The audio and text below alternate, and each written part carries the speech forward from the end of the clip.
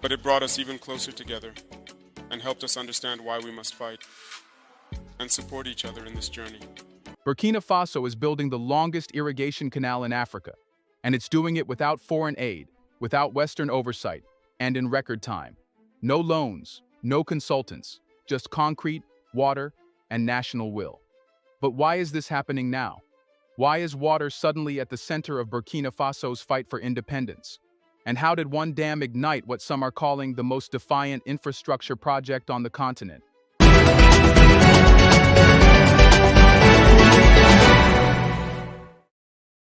Welcome to One Africa News, your premier source for news and current affairs from across the continent.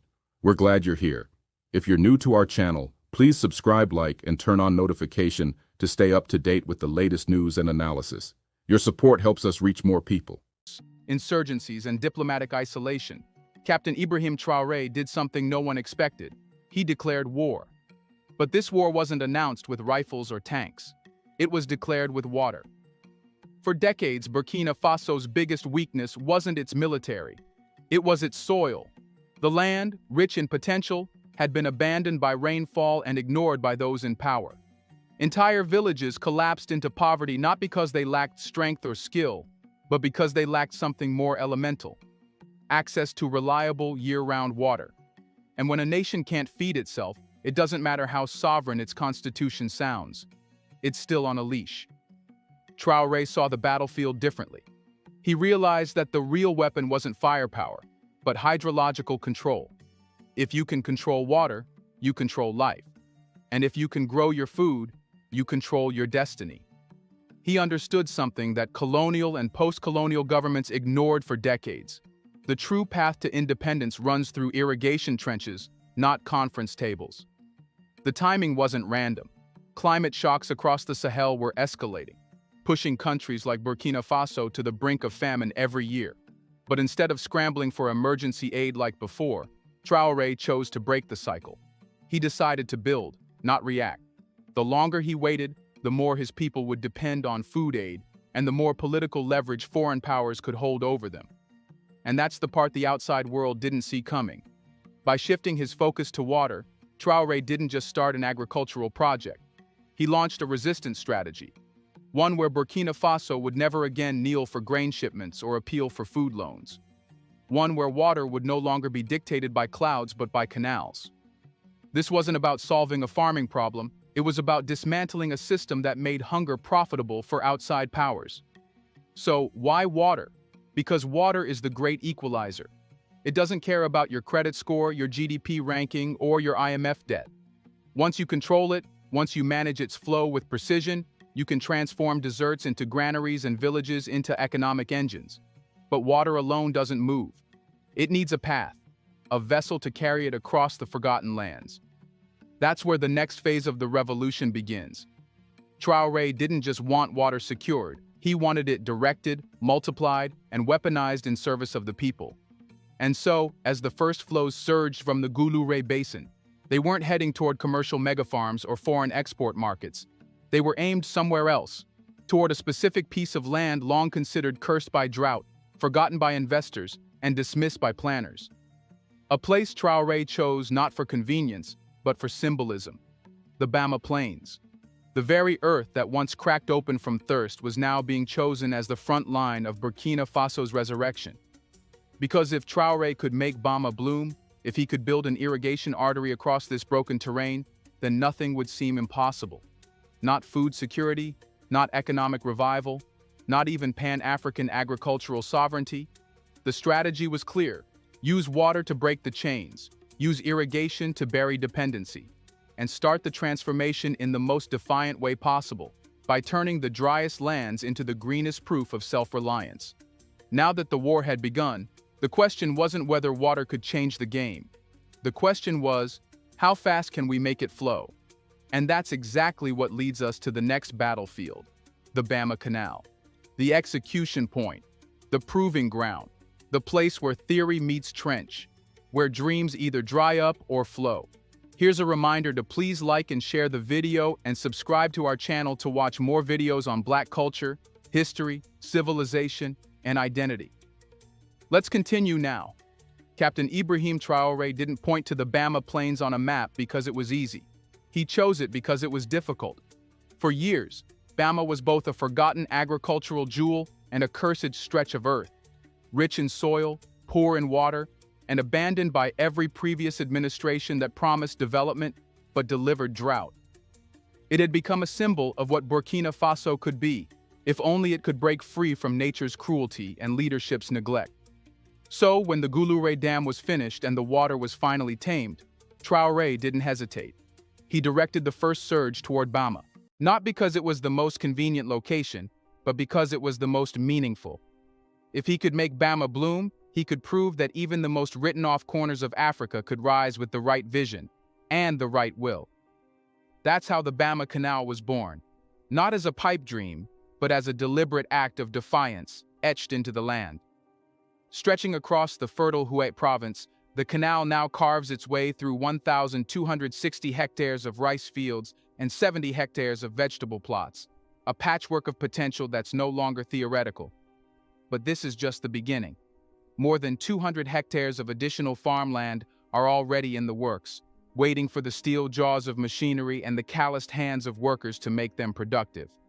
And what makes this canal revolutionary isn't just the water it delivers. It's how it's being built.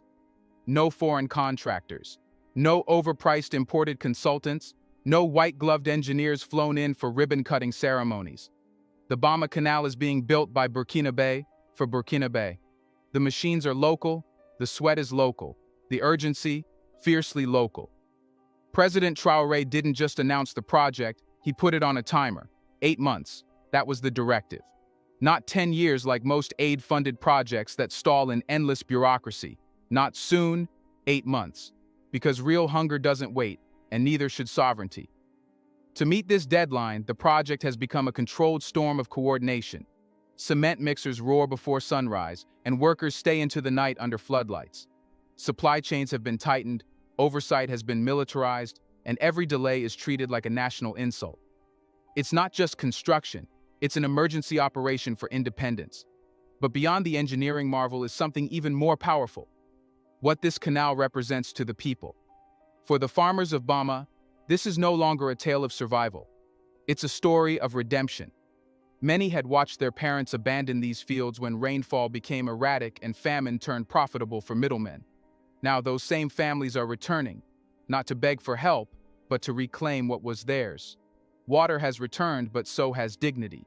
And the canal isn't just a trench in the ground, it's a technological artery, wired with solar-powered pumps, pressure-regulating valves, and soon-to-be-deployed smart flow monitors to ensure no drop is wasted. Unlike the leaky, outdated irrigation models of the past, the Bama Canal is being future-proofed. A fusion of ancestral resilience and modern design. Storage warehouses are rising along its banks. New roads are being paved to connect farms to markets. Water distribution hubs are being placed where they're needed most, not where politicians want to show off. And every piece of this transformation is designed to be owned and operated by locals, not managed from glass towers in capital cities or foreign embassies. Still, Traoré's ambitions don't end at Bama. This canal is just the first test. If it succeeds, and early signs say it will, it becomes a template, a replicable model, a declaration that what's happening here isn't a fluke. It's proof of concept, one that can spread to the north, east, and beyond Burkina Faso's borders. But the canal's success isn't guaranteed by water alone. For this system to function, it needs something even more vital: people. People to farm, to trade, to build, and to sustain the transformation beyond its inauguration. And that leads us to the next frontier in this revolution: how this single canal is re-engineering the national economy from the ground up, creating jobs not just in fields, but in every corner of society. As water flows through the Bama Canal, it doesn't just soak the soil, it unlocks an entire nation's potential. The canal was built with urgency, but what it unleashes is a long-term revolution, not in concrete, but in calories, control, and confidence. This is where Burkina Faso's transformation takes its sharpest turn, from infrastructure to insurgency against hunger. Because what's the point of building canals if your people still starve? President Ibrahim Traore knew this was never just about getting water from point A to point B. This was about transforming Burkina Faso from a country importing survival to a country exporting stability. The ultimate goal was never the canal. It was what would grow beside it. And what would that growth free the nation from? For years, Burkina Faso's food system was a hostage. Food aid and import deals made the country vulnerable to global price shocks, political manipulation, and supply chain disruptions it didn't control. Every flood in India, every war in Europe, every export ban in Southeast Asia translated into hunger in West Africa. The fields of Bobo Dioulasso could not feed the nation, not because they were infertile, but because they were abandoned. But now, those fields are coming back, and so is power. With the Bama Canal in place, Burkina Faso is on track to produce an additional 50,000 tons of food annually, a staggering figure for a country that used to depend on imported rice, wheat, and vegetables to fill the gap between survival and starvation. These aren't maybe numbers. They're projections based on real field surveys, yield models, and planting cycles already underway. But the most radical change isn't in tons, it's in control. Food sovereignty means you decide what your people eat, when, how, and at what cost. It means no more bowing to overseas exporters, no more panicking when shipping lanes clog, no more accepting emergency grain shipments that arrive too late and at triple the price. It means setting your prices, growing what your culture needs, and rejecting food that comes with conditions. This has led to a quiet policy shift inside Traoré's administration, one that's transforming agriculture from a subsistence activity into a pillar of national security. Ministries once obsessed with military strategy are now analyzing harvest cycles. Economists are modeling food exports as part of the country's GDP targets. And farming is no longer viewed as a rural necessity. It's become a state instrument of liberation. This strategy is also fundamentally redistributing power across the country.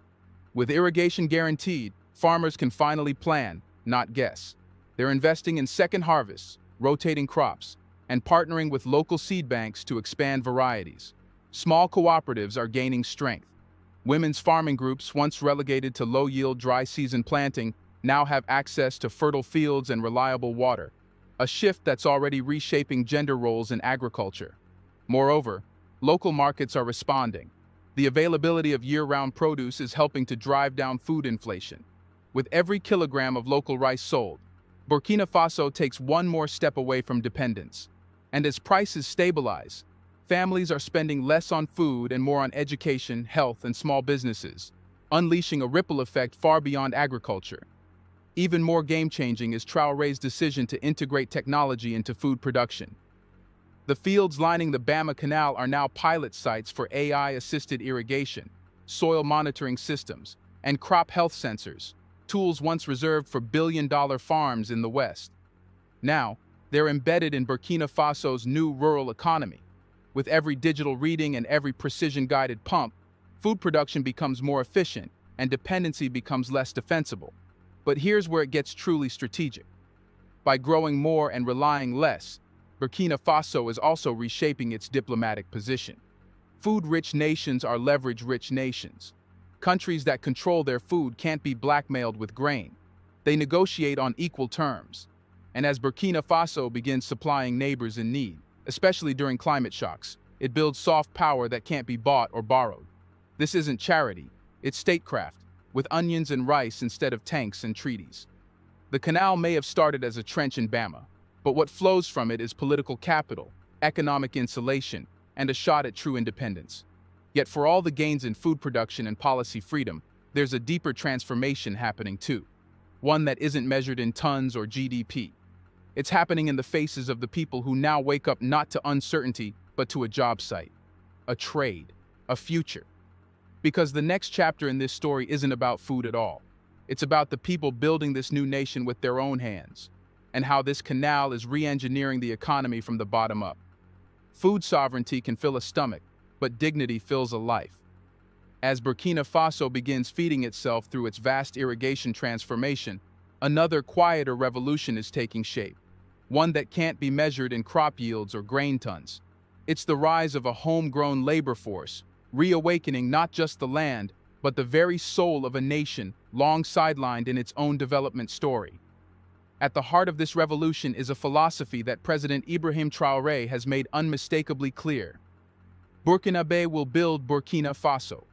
Not consultants, not foreign engineers, not imported workforces or turnkey deals signed in distant capitals.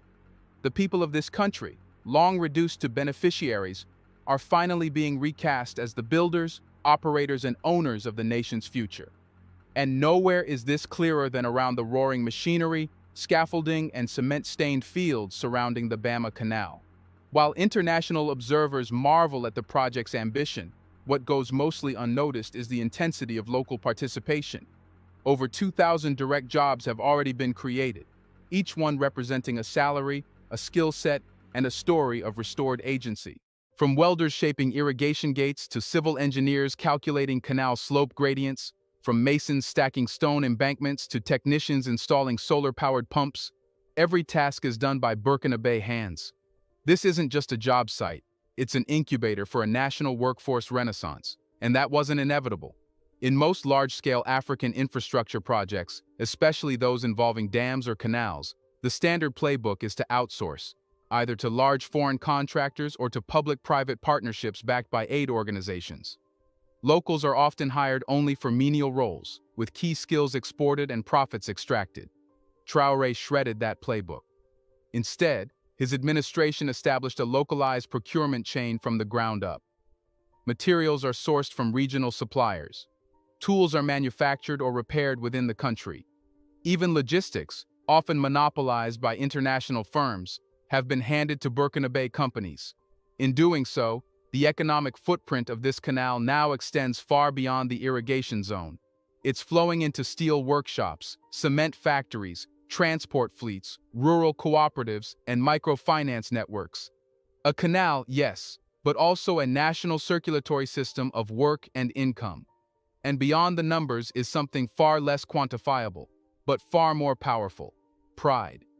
Talk to a 23-year-old welder on the Bama site, and he won't tell you about GDP or hydrological models.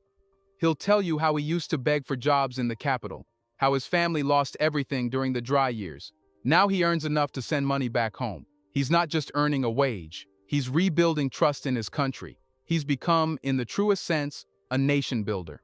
For many, this project is the first time they've seen government investment reach them without a middleman, without bureaucracy, and without corruption swallowing it whole. And that matters. Because when a state delivers not just promises but paychecks, when it replaces charity with employment, it earns something more durable than approval ratings. It earns loyalty. This loyalty, however, isn't blind. It's based on delivery. And Traore knows it. That's why the 8-month completion deadline wasn't just political posturing. It was a statement of belief in the speed, discipline, and capacity of his people. It was a test, and so far the workforce is rising to meet it.